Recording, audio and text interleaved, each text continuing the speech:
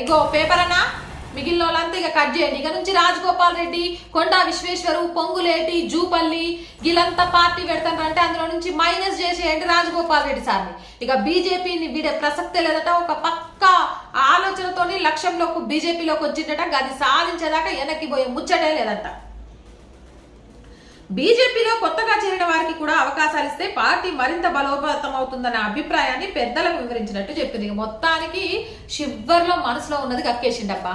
ఇక ఎప్పుడు పార్టీని పట్టుకున్న వాళ్ళని కాకుండా మా ఏమంటారు పేరుకు తగ్గ వాల్యూ ఇచ్చుకుంటూ కొత్తగా వచ్చిన వారిని ఆలోచించకుండా మాకు కొన్ని బాధ్యతలు ఇస్తే ఇంకా పార్టీ ఏడుకో పోతుంది. అంటే ఇండైరెక్ట్ గా మాలాంటి వాళ్ళకు కూడా ఏదో ఒక బాధ్యతలు ఏదో ఒక పదవులు ఇవ్వండి అని అడుగుతాడు.